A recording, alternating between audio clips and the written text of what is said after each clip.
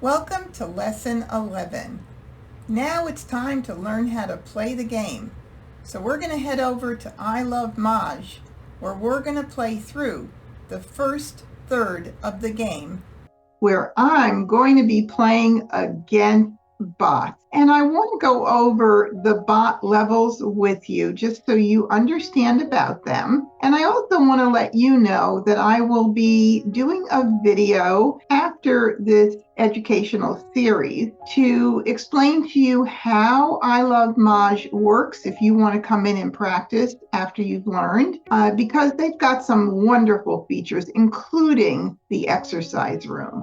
So I'm going to be doing a video with some instruction on how to come in and play just for fun with the bots and in the exercise room. All right, so I want to explain about the bot level. There are 3 levels: standard, intermediate, and advanced. The standard level bot is the simplest of the bots. They understand and play by the rules, but they don't always make the wisest decisions. Similarly to how a beginner player would play. The intermediate level 2, they understand and play by the rules as well, but they make much smarter decisions and they play more defensively. And the third level is the advanced level, and this is the most advanced of the bot levels, and they are very strategic players, and they will give a challenge to even the most advanced players. So as a beginner, you would want to be playing level 1, the standard level, and as you get better, challenge yourself to move up to intermediate and then to advanced. For the purpose of this lesson, I am going to be playing the beginner level because I want you to get the experience of not only playing as a beginner, which is what you're going to be playing as for quite a while, and what it's like to play against other beginners, because chances are, if you do play in the beginning, you might be also playing against other beginner players. So I'm going to go ahead and click the standard, and then I'm going to go ahead and launch the game. Now this box pops up and it asks if I am open to receiving live games during the session. I'm going to go ahead and click no, because I don't want any interruptions while I'm teaching. Now, once it loads, this is the first box that pops up.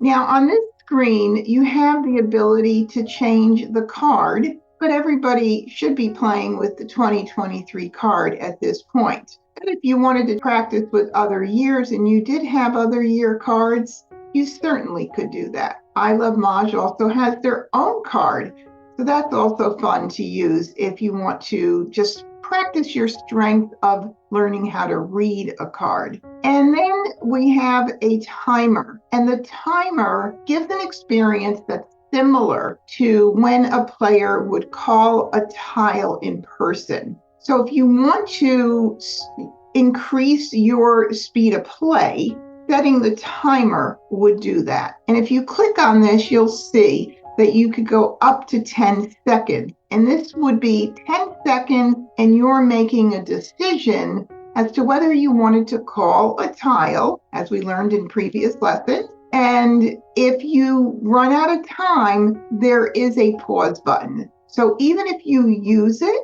to time yourself, you could still pause it. This is something really, really good to incorporate and to start out at 10 and move down until you get to the 4-second timer. This will help you improve the speed of your game.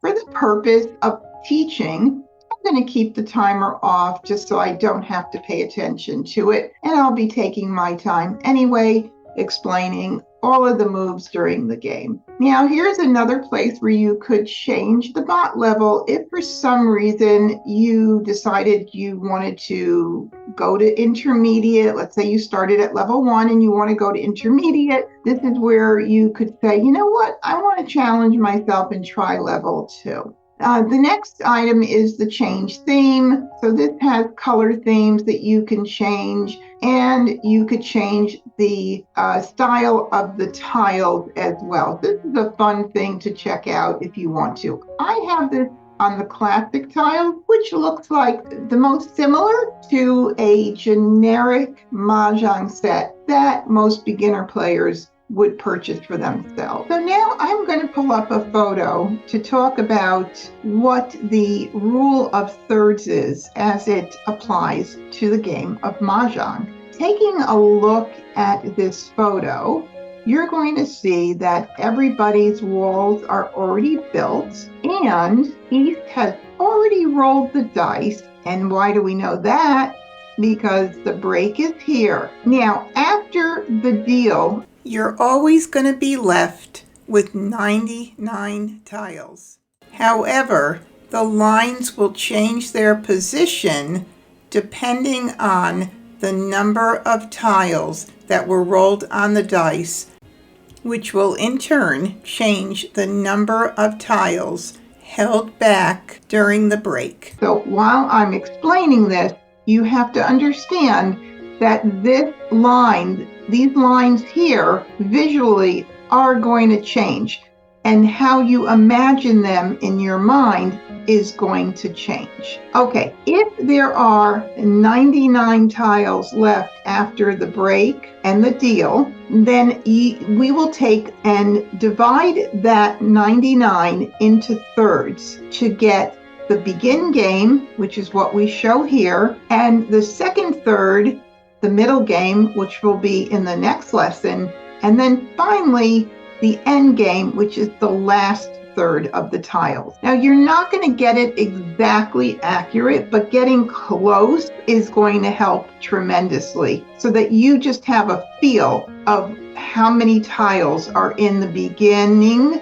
middle, and end game. So I've got the lines here showing the approximate begin game 33 tiles. And of course, if you count from the top and the bottom, which I could do here, 2, 4, 6, 8, 10, 12, 14, 16, 18, 20, 22, 24, 26, 28, 30, 32, 33. And of course, I said 33 because obviously it's even, and I'm just counting 33 tiles. Then that would give you an idea of how many tiles you're going to be applying the strategy that I teach you during this lesson. So when I refer to the begin game, you'll know what you need to do during the begin game. You'll know what rules to apply that I feel are important to adhere by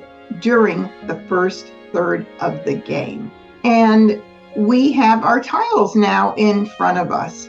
Now, in person, you were taught to sort the tiles by suit and in numerical order, and you could still do that by dragging the tiles around. It's very easy. You hold the left mouse click down and drag. But if you want, the computer will do it for you by clicking sort by suit. All right, now we have our tiles sorted by suit. And I put my Winds and Dragons to the right. I'm just accustomed to doing that. It's what I feel comfortable doing. And the reason I do it is because Winds and Dragons are in their own category, and they're at the end of most of the categories on the card. So I kind of feel they deserve their own area at the end. But if you were to feel comfortable leaving them at the front, that's fine too. Flowers I leave at the front of the tiles because flowers are found on all the lines on the card, all the hands with the flowers at the beginning.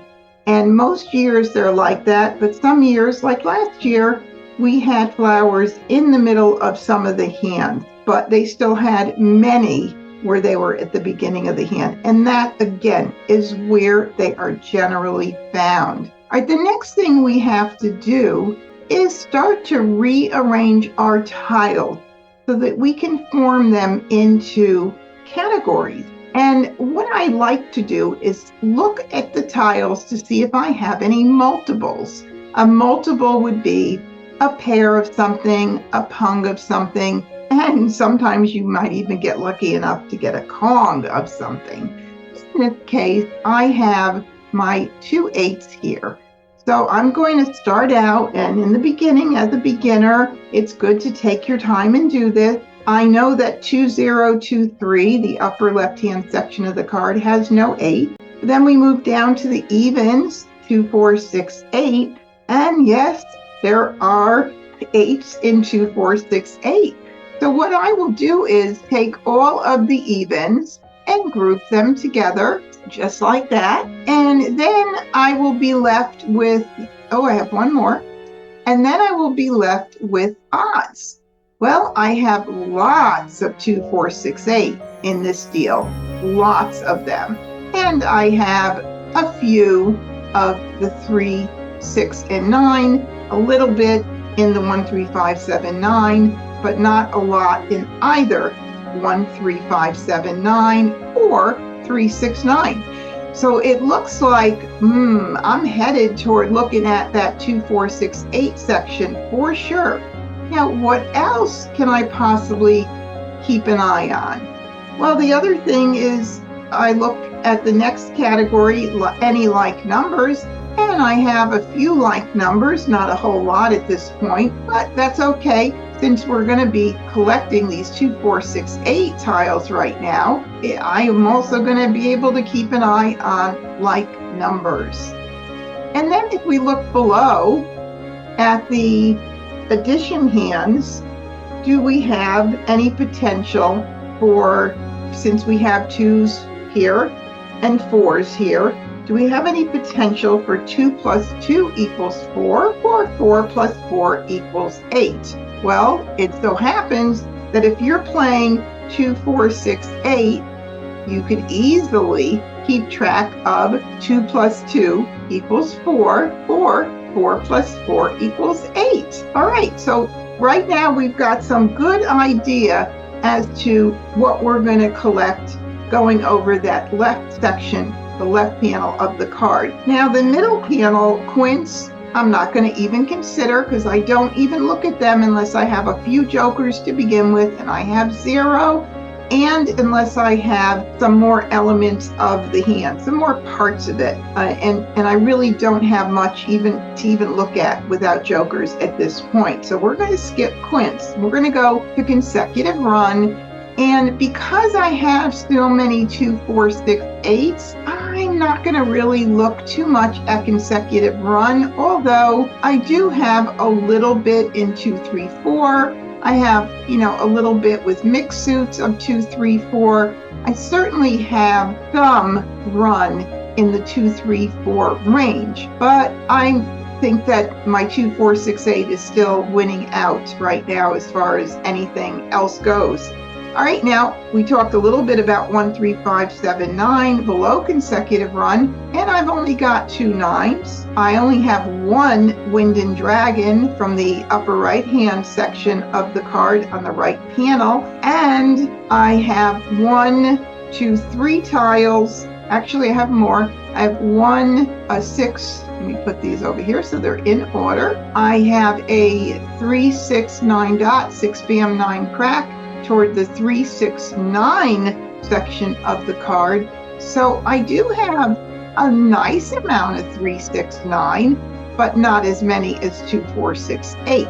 So let me see if we count this out. 2 4 6 7 8 9 even tiles, and then 3 6 9 1 2 3 4 5. All right, well, 9 is a whole lot better than the 3 6 9 amount. So I'm going to put those back in order where they were for right now, and I'm going to go ahead and work on 2 4 6 8 because that is the section I have the most tiles in, and it's looking really good.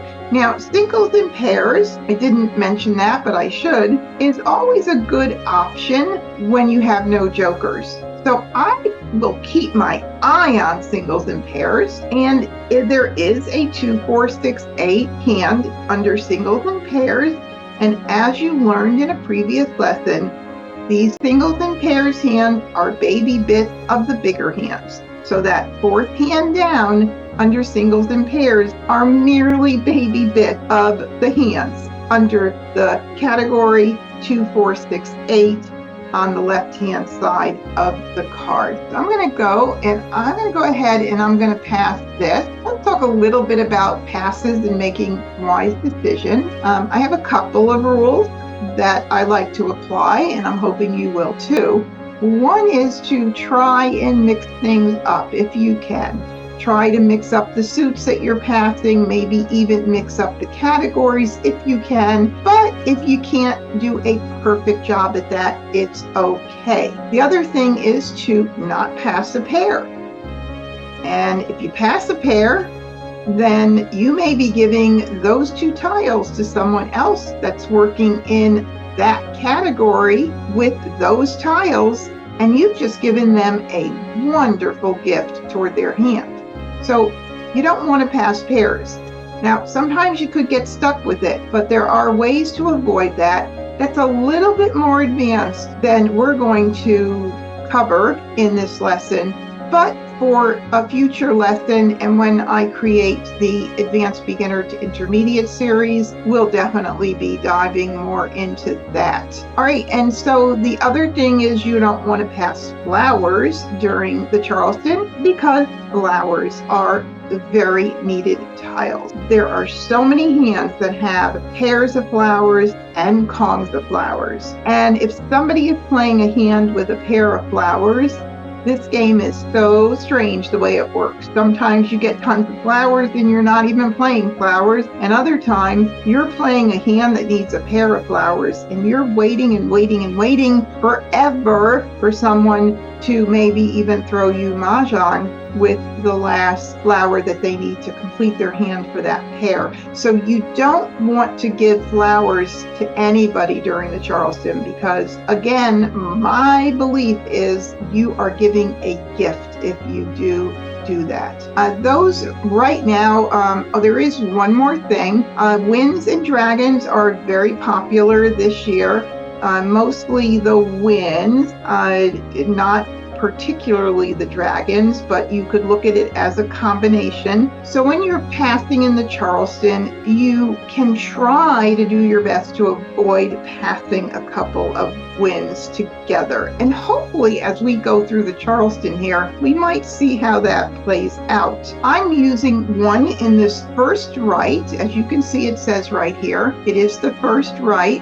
But hopefully you've got that memorized already, as you learned in a previous lesson. First right, across. First left, second across, and last right. And then, of course, you have that optional pass number 7. But now we're going to get ready to hit pass on the first pass here on our first right. Now, did I get any tiles in toward the 2, 4, 6, 8?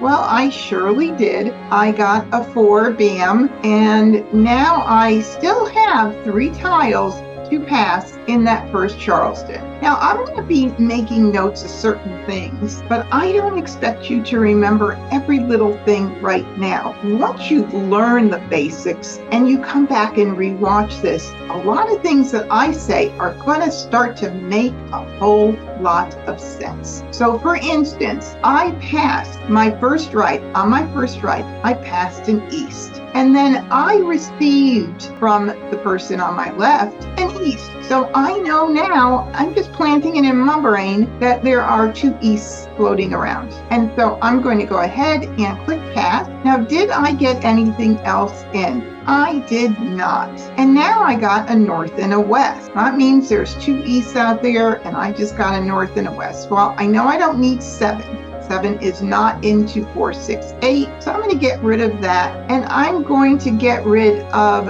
I'm going to do the north. The reason I'm going to do the north, and again, if you don't get this right away, it's okay if you ended up passing the west instead of the north. But east and west and then north and south kind of go together in a lot of hands under Winds and Dragons. So if you pause the video and take a look, you'll see that line number 2 uses north and south on the left side, and then line number 3 uses north and south on the left side, and line number 4 uses north and south on the left side. So I try to break up those tiles if I'm passing and not pass them together if I can avoid it. And then you'll see the same in line 2, 3, and 4. On the right side, you've got the east and west working together. Now, since there are 2 easts out there and somebody may end up getting them and hoping they get more west for one of those hands, or who knows, maybe they're going to collect them all. I would prefer not to send out the west during this pass, which means I have to break something up from here. So we've got to look a little bit more closely at the 2, 4, 6, 8 section to see what we might want to do. Or maybe we'll go ahead and look at the singles and pairs section just to see how that would work out and to see which tiles we already have the most of, because that hand, number 4, under singles and pairs, requires 2 different suits. And so if I use the 2, 4, and 6, I've got 3 of each of those tiles, and I'm missing the 6 in the cracks. I'm missing 8 in the dots. I have more to go with in the BAMs. So I would probably end up choosing the BAMs, and I could choose either the cracks or the dot. Now, I would also want to make sure that I protect myself in case the singles and pairs doesn't work out, and that could happen a number of reasons. All of the tiles that you need for a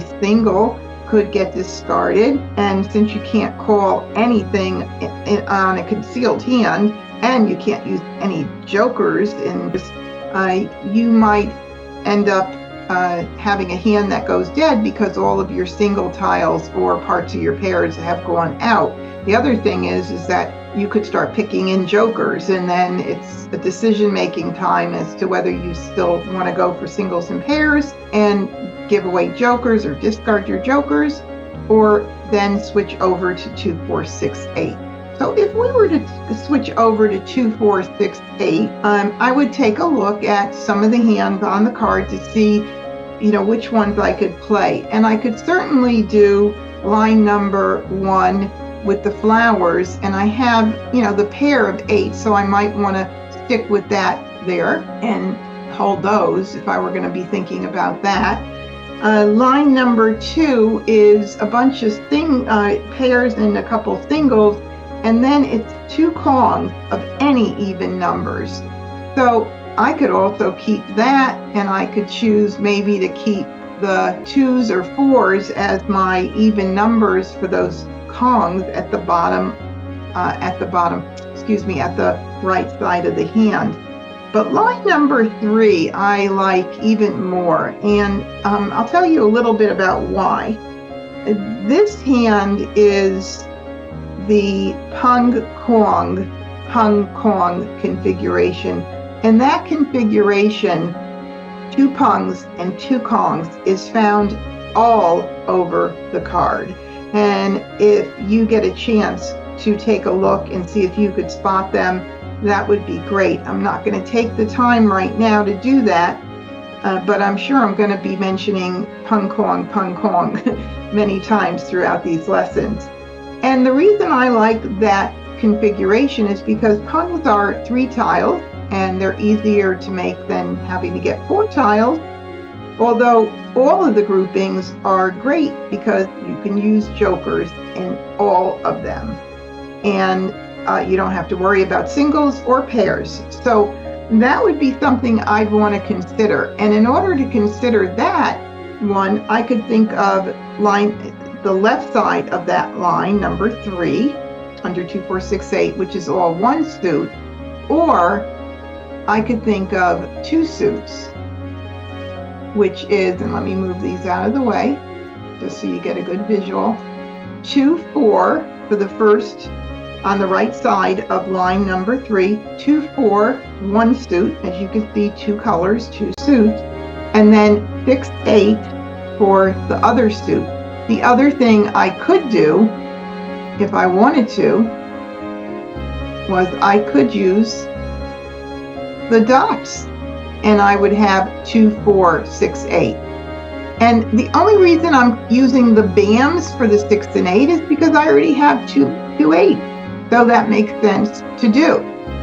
Now, the flour I will keep for quite a while until I am 100% sure I am not going to be using the flour. And we're going to talk more about flours as time goes on during this lesson. All right, so we want to keep 2, 4, 6, 8. And I want to maybe try and keep 2, 4, 6, 8. Can we also keep track of the singles and pairs? And it looks like it's almost literally impossible to do that without breaking up something. So I'm just going to have to take one end of the spectrum if I don't want to get past 2 wins. I'm going to have to do that. And I think what I'll end up doing is I'll keep the BAMs, and if I keep the dot for the 2 suits would be the dots and the BAMs for the singles and pairs, then actually I do have the 8 that I can pass. All right, so remember, we talked about keeping track of the singles and pairs, line number 4, in the 2 suits, in the dots and the BAMs, and then also 2, 4 in dots, 6, 8 in BAMs, or 2, 4 in cracks, and 6, 8 in BAMs, which is line number 3 under 2, 4, 6, 8. And there are other hands under 2, 4, 6, 8 that we may also work out, to look at that might work out as well.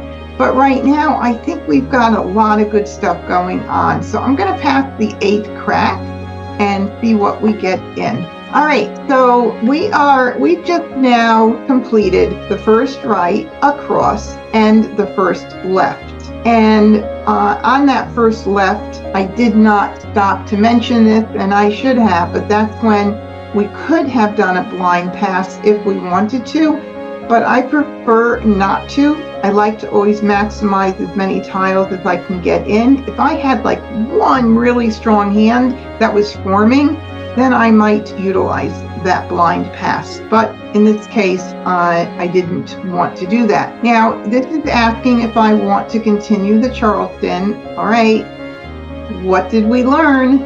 Do I want to continue the Charleston based on what I got in and what I have in my hand here? Yes, absolutely, because I have tiles I can pass. Stopping the Charleston means I have one hand. That's it. I've zeroed in on one fantastic hand, and I don't have that. So we're going to click continue. Second Charleston. And now we are on the second left, and this is the second Charleston that is starting. So we had the first Charleston with the first 3 moves. Now we're starting the second Charleston, and I got an east back. So I am hoping there's only 2 east, those original 2 we talked about. So I'm going to go ahead and get rid of the 7, the 1, the 7 BAM 1 dot, and the east, and I'm going to keep the west because that one I got in new. So I'm going to keep it and not send it out. All right, now I got an east again in, and so it's feeling like nobody's playing the east and west. I don't know about north and south yet, but right now I got a strong feeling nobody is playing east and west. So I am going to send out the east, the 5, and the 9, and let's see what we get in. All right, I got a north in. So we got the north back, and I did not get any more tiles towards 2, 4, 6, 8. And sometimes that's the way it goes in this game. And sometimes you get a lot more, sometimes you don't, but I had so many to begin with, and I think we got in at least 1. So that's not bad. I'm going to go ahead and pass this out to the second right, and that's our last right and the last 3 passes of the second Charleston. So we've now gone through 6. We have now gone through both the first and second Charlestons. First right, across, first left, second across, last right, and we are now on the optional across pass, otherwise referred to as the courtesy pass. And I didn't get anything else in, So I am going to go ahead and choose 3 tile and double click on those 3. And by the way, if I didn't mention it earlier on, you can drag or double click. Either one works in the Charleston. All right, so we're going to go ahead and hit pass, and maybe I'll get lucky enough to get 1 tile in. Woo! I got 1 tile in. Well, what do you know? That looks really great. I love to get any tiles towards what I'm collecting. Is very nice. All right, so now it's the beginning of the game, and I am east as indicated here underneath my picture. And because I'm east, I have 14 tiles, so I start out with the discard, and I am going to, and you can again drag or you can double click to discard. Either one works. I'm going to keep track of the 99 tiles because we're going to be playing the first 33 tiles of the game. So the break ended up being very similar to the picture that I showed you, where after the deal there are 99 tiles left. So that's 33 for the begin game, 33 for the middle game, and 33 for the end game. All right, I'm going to go ahead and double click. That's what I'm used to doing, but you might like to drag it to the table. 5 crack. And of course, you must name the tiles when you're in person, but the game does it for you, and that should help strengthen your knowledge of the tiles as well. All right, we are going to get this box every single time a tile is discarded, and the reason for that is this mimics in-person play. Every time somebody discards a tile when you're playing in person, you have to think a little bit about whether you want to call it or not. But you do have to think a little quicker when you're in person, or if you're not sure, and as you learned, you have to say, hold up, give me a minute, wait, whatever it is to get someone to give you a little more time to think about whether you need the tile. And this is also where the timer comes in, if you want to time yourself and see how long it takes for you to make decisions. I'm going to help you speed up your decisions with the strategy that you learn in this first 1/3 of the game. All right, so I am not playing East, and I'm not playing Wins at all. And we know the East went around during the Charleston, and so I'm going to hit ignore. And during this first 1/3 of the game, you don't have to think much about whether or not you need a tile unless it's in your categories, your sections. Categories or sections means the same thing. If you hear me use both, I do use them interchangeably, but whether you need a tile, you know that because we're playing even. So right away, you've got to really be thinking, I don't need a 7 dot. So there's really nothing to think about. So you're going to click ignore, East, ignore. All right. So now let's talk about how we prioritize our discards. And the way we do that is I like to first get rid of anything that I had in the Charleston that, first of all, I got in but maybe didn't put out again, or that I had in my hand that never went around in the Charleston, that I never passed. So that's one of the ways that I want to get out my tiles in that order. And the reason is because those tiles are going to be fresher to most of the other opponents. There are going to be tiles that weren't seen in the Charleston. Like for instance, this West I got really early. I think it was on the second pass. So there are other opponents that never even saw this West. So that would be a reason to prioritize the West. The 5 BAM, I don't think that was either. I don't remember getting that. Maybe I had it in the very beginning, but I just don't remember it. So in any event, I am going to get out the West first. I don't think anybody's playing Wins, but I'm going to go ahead and get the West out. I could even get the 5 out first, or the 9 will eventually go out. You also want to prioritize by what is not on the table. So you always want to get out the freshest tiles, the tiles that haven't been seen on the table. And then once they're on there once, you can start duplicating them. But the idea of that is if you get out fresh tiles early, people aren't ready. Your opponents aren't ready.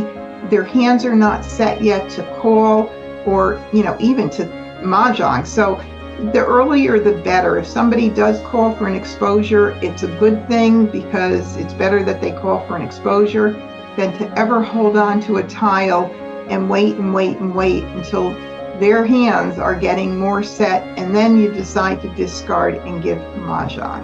I know these concepts are a little challenging to get, but as you get more comfortable with the game and really understand it, these things are going to start to really fall into place. Left 5 bam. All right, so I'm going to ignore that. And of course, I've got a 5 bam in my hand. I'm not playing with odd, and I am going to go, oh, we got a tile in toward our hand. Isn't that lovely? All right, so that's really cool. And I do want to just talk about the soap that was discarded here. Since the soap has a Dr. Jekyll and Mr. Hyde persona, we want to make sure that we get those out early. And that's another tile I try to avoid passing during the Charleston because it has a dual role. So that means it could be needed not just for the whole card, but specifically as a 0 in a 2023 hand.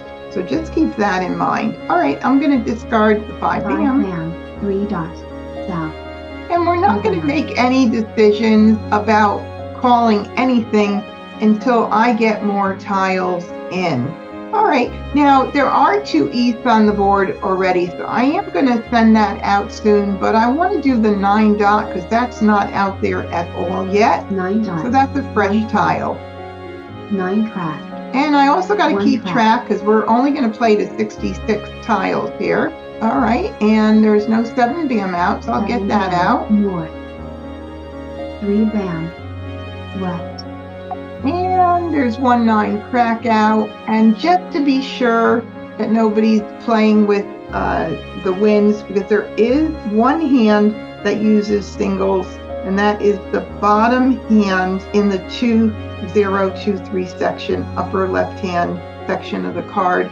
There is a single north in Winds and Dragons line 5. There are some pairs, so I want to get that out early. This will be the 3rd east. East 7 crack. Left. 9 dot. All right, well, the 1 bam's out already, and the 9 crack is out already. 9 crack, 1 bam, so either one is good. 1 bam. 1 dot. 7 bam. Red. All right, so 7 bam and 9 crack. Again, there's 2 7 bams and only 1 9 crack, so I'll do the 9 crack. 9 crack. 4 bam. All right, now I am playing with 4 bams, but I can't call because I don't have any jokers and I haven't decided or even settled in on a hand yet. And once you call, you're usually committed to a hand. Sometimes the tile can be used, the grouping can be used in more than one hand in a section, but in this case, I can't call because I don't have enough 4s and I have no jokers. 7 crack. 3 dots. Alrighty, I got an 8 dot in, and I do have a 7 bam to get out. So again, I don't have to do anything yet. I'm just still collecting 2, 4, 6, 8. No rush to decide on a hand. I do see some nice things forming, and we're going to look at those as soon as we get in another tile. And of course, I can't call that either. I have no 2 bams in my hand at all. 6 crack. But if I wanted to play the singles and pairs hand, I do make a note, a mental note, that 1 2 bam's gone out and I have 3 more chances to get a 2 bam in my hand. 9 crack. All right, so I just got another 6 in and we are at 63 tiles. So I went a little bit over. We're gonna stop right here and continue the second third of the game in the next lesson. But we've got some nice things going on here. let's go ahead and take a look at what the singles and pairs fourth hand down would look like if we wanted to play it. So 2, 4, 6, 8. We would need, first of all, a pair of flowers. We would need another 6 dot and an 8 dot. And then for 2, 4, 6, 8, we would need the 2s, which we know 1 went out. We have the 4 and 6 single, and we have the pair of 8s. So it's a possibility. It's a far stretch, but you never know with this game what goes on. And then I had spoken about the pung, kong hand, line 3 under 2, 4, 6, 8.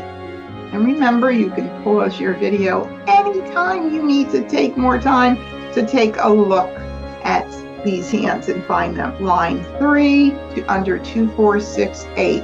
And not the flower, but here we have the 2 dots would be the pung, the 4 dots would be the kong, the 6 bams would be the pung, and I could actually call that if it goes out because I already have 2 and I only need 3, and I could call the 8 bams if it goes out because I already have 3 and I only need 4.